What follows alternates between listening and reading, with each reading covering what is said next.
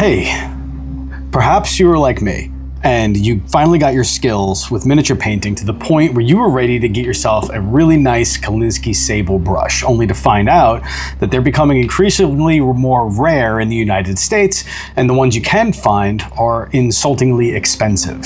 That's where I found myself when I finally got to that part of the miniature painting process where I was ready to take the jump to the brushes that I've been hearing since I started painting are the gold standard. And I've been lucky enough over the course of my miniature painting journey to have acquired one or two Kolinsky Sable brushes, and I was lucky enough that they were actually the good ones because, in case you don't know, their quality can vary. So this video is not at all talking negatively about Kolinsky Sable brushes. There's a reason they are considered the gold standard. They're excellent. So if you're here to see me just crap on them, you're not gonna get that. But what you are gonna get is a pretty good alternative, if not replacement. Let's roll the intro and let's take a look.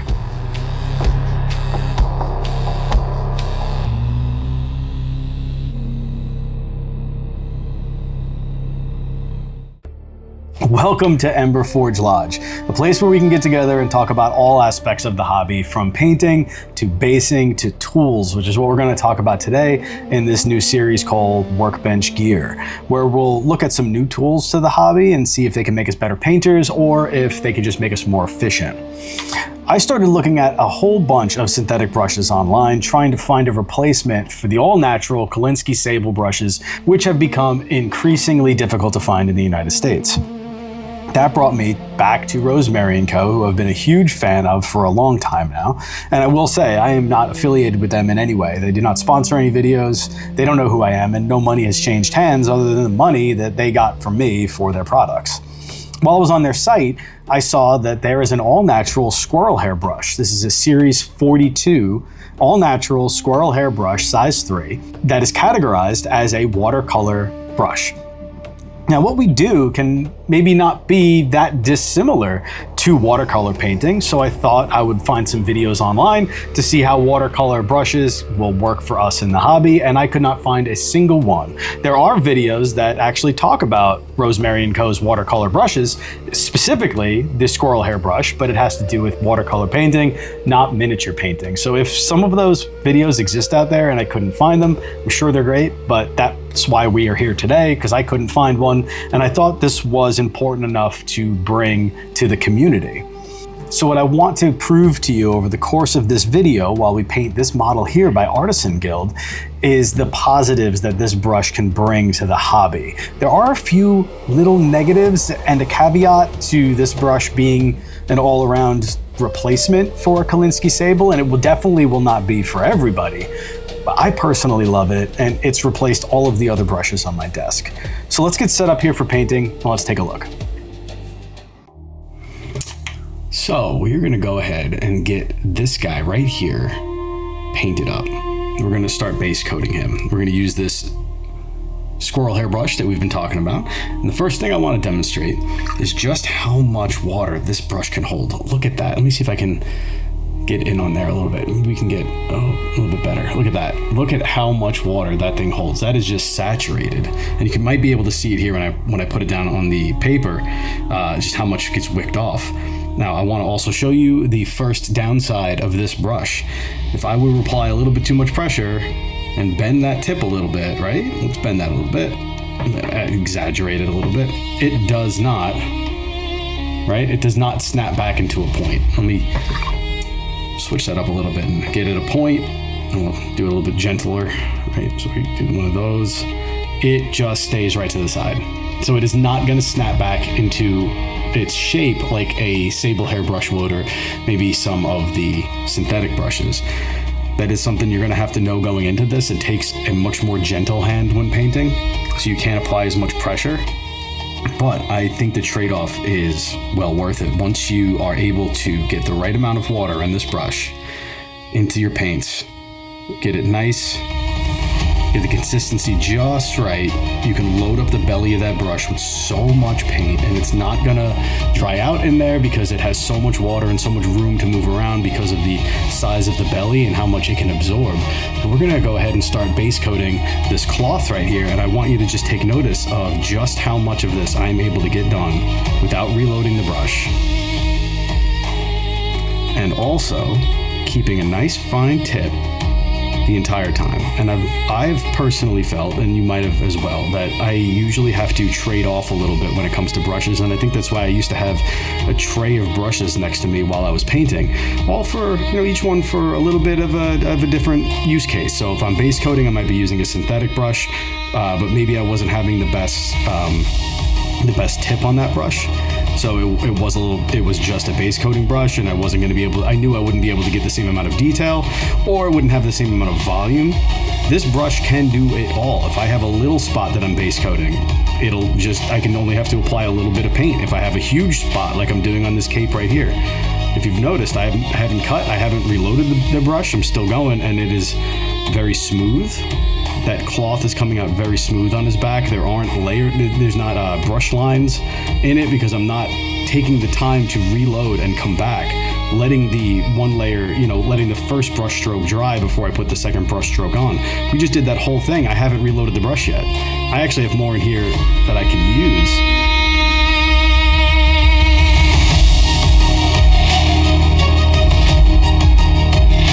But like I said earlier, you do have to be a little gentle, because as you're painting, if you were to apply a little bit too much pressure, you're going to come away with a little bit of a bent tip on that brush. And it's okay. We live with it. I think it's a good trade-off. I honestly do. I'm enjoying painting with this brush so much. What I really do appreciate about it is this entire part of the cloth here I base coated without having to reload the brush, so I didn't stop my workflow. The thing that I really want to show you is the next phase. I always look at painting miniatures in two phases. The first phase is the base coat. The second phase is applying more detail, either through layering or just trying to get a little bit more specific with my color placements. And that's really what I'm excited to go over with you today, because it is the same brush and we are going to be able to apply very, very smooth layers because of the amount of water that this is able to hold and the amount of consistency it's able to deliver with every brush stroke. We're going to go right into edge highlighting as well. So this brush really can do it all. Instead of having a whole bunch of brushes next to me here on the desk that I have to keep swapping, it's just this one, and we can pretty much do everything.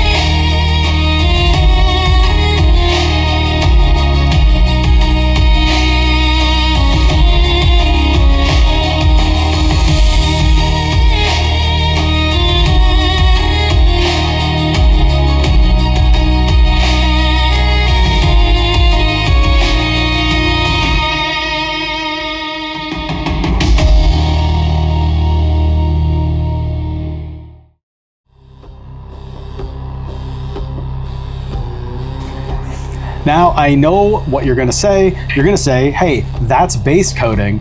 Any brush can base coat. And you're not wrong. They can all do it to a lesser or greater extent. Usually it has to do with just how much paint and liquid can be held in the belly of this brush. And as we have just seen, this brush can hold a significant amount. And that just makes it very good at that whole process. But like I had said previously, in the past, that has always come at a trade-off of perhaps controllability or the tip of the brush not being that fine point, which this was the entire time. It is honestly a dream to base coat with, but as we have said, pretty much any brush can do that. So let's move on to highlighting and see where this brush can really start to shine when it comes to adding some details to this model. So moving into the highlighting phase, we're going to be using our burnt red paint to accentuate all of those raised edges on this cloth. We're going to go over about 80 to 90% of all of the cloth with this red. I do intentionally leave some areas darker to get that more pronounced contrast. I'm kind of a big fan of that, but also I know that when I go back in the next step with detailing, I might remediate some of that by using a more saturated paint, as you'll see. So it's a little thinner, but it's more saturated. I can get into some of these darker recesses and it just ties the look together really well. But this isn't really a painting video, as we've talked about before. This is really highlighting the brush. So let's talk about that. You can see that there is such a fluidity with the way this paint comes off and of the bristles of the brush, and it is just flows and it is just perfect. It is a dream to paint with.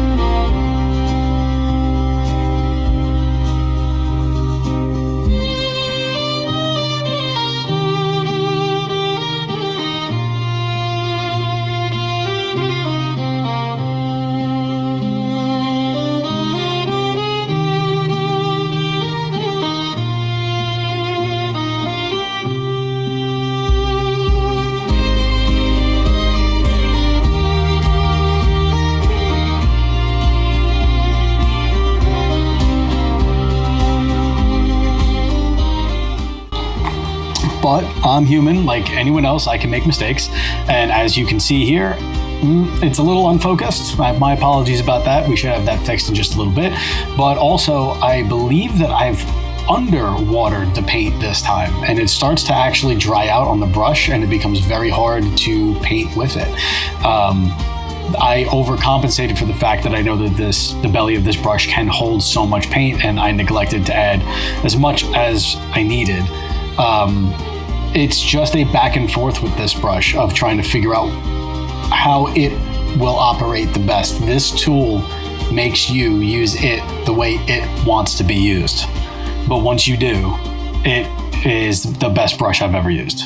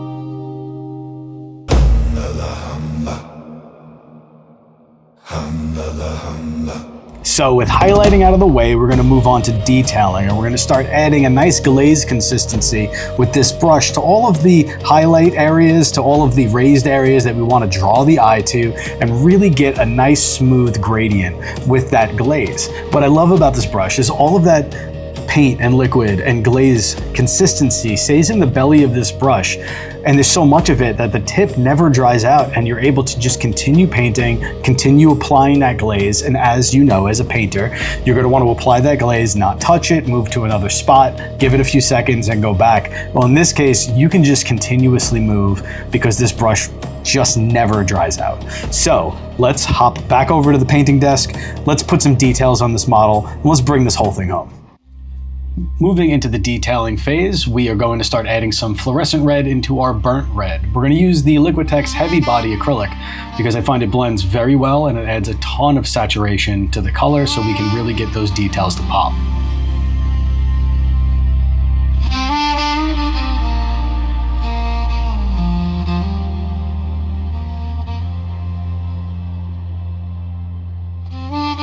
But this video is not about detailing, this video is about the brush.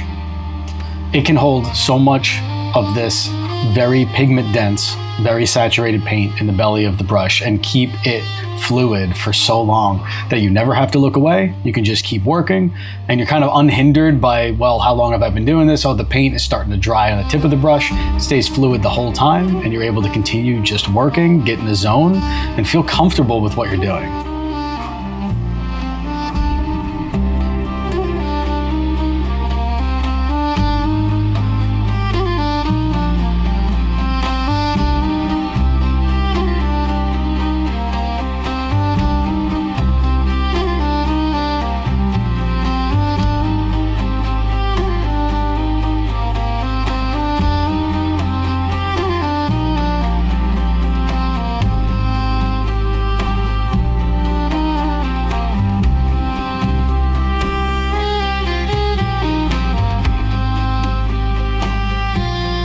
Now you do run the risk with these brushes that they can saturate or oversaturate pretty easy. So you do have to be mindful, test it out.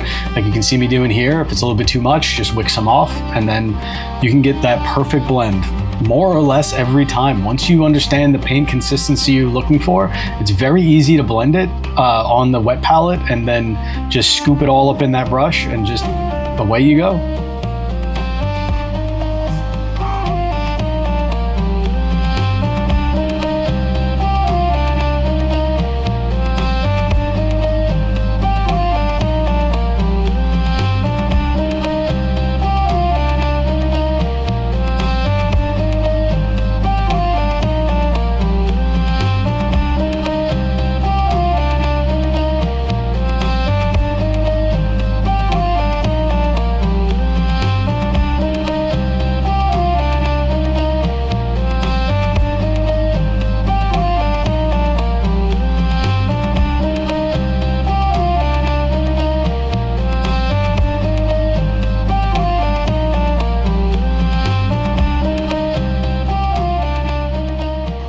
This brush will, without a doubt, make you a better painter because it will force you to be more controlled and have a gentler hand with how the paint is applied, or else you really run the risk of bending the tip of that brush. And although it's not a huge detriment to the process, sometimes I actually found it a little beneficial to have a slight hook on the end of the brush to get into certain crevices, which is, I guess you could say, a benefit, but I'm not gonna highlight that here. That's just something you learn as you use it.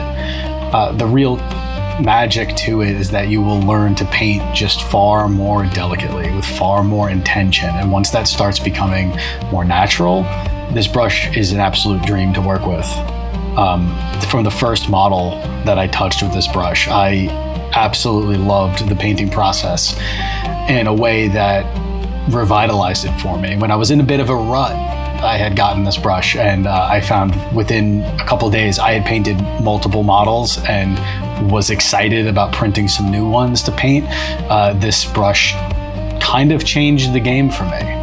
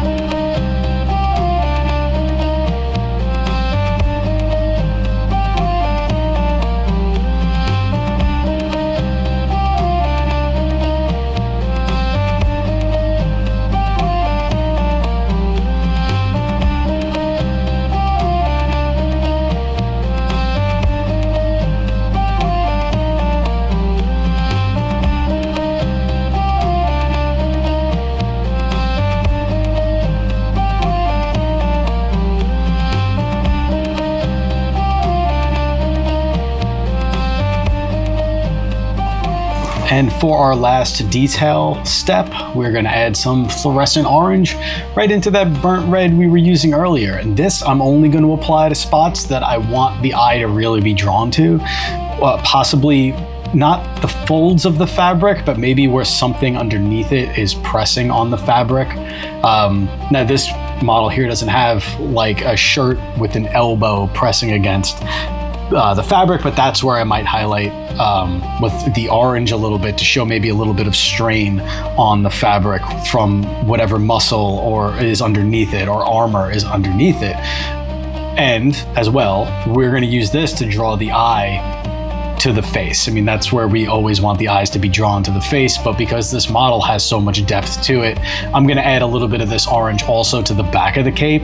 And that's because I want the eye to be drawn obviously to the face, but there's also that other, ghoul in the background. So we're gonna use some of this orange on the back as well to really try to tie everything together. But I mean, obviously, we want to go a little sparing with this. It shouldn't be everywhere. The whole cape is not supposed to be orange. But that fluorescent orange can really brighten up and add so much saturation to this red paint.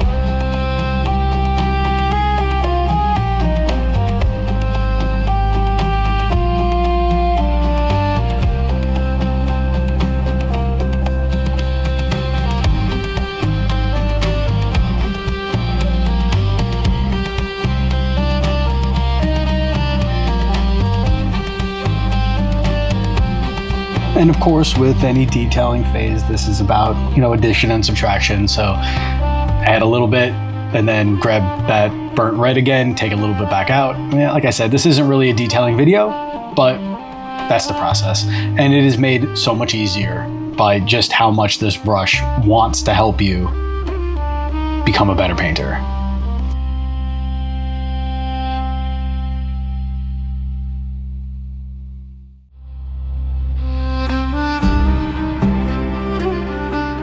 So we have seen this brush go through base coating, highlighting, and detailing. This can do such fine points. I've done eyes with it and had no problem whatsoever. In fact, they might be the best I've done to date.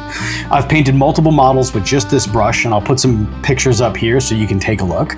I think that this personally for me has become a replacement in my miniature painting arsenal for my Sable brushes. Another really cool aspect of these brushes, as at the time of recording, this brush was $5 and change. So I don't feel bad maybe purchasing a couple of them and having them as backups. In fact, I have a couple of other sizes here I'm really looking forward to trying, but I haven't felt a need to because this brush has been able to kind of do everything. I do want to say that I've only ever used the Rosemary Co Series 42 squirrel hair brushes. So if you go through a different manufacturer, your mileage may vary, but I can attest to Rosemary Co's quality. It has been fantastic. That will about do it for today. I hope you enjoyed your time here at the Lodge. Hope you learned something. And if you do try this brush, please write down in the comments what you think about it. I hear that helps the algorithm, or well, I'm not really sure what that means or if I care, because I'm not really here for that. I'm here to give back to this amazing community that has given me so much over the past few years of my miniature painting journey. Thank you very much for hanging out, and if you like what we do here, hit that like button and think about subscribing. We're going to have a few different series on this channel, like this one here where we go over gear. There'll be another one called Forging a Legend where we're going to paint this model from beginning to end together, and maybe learn something along the way as we go. I really enjoyed hanging out with you, and I'll see you next time at the Lodge.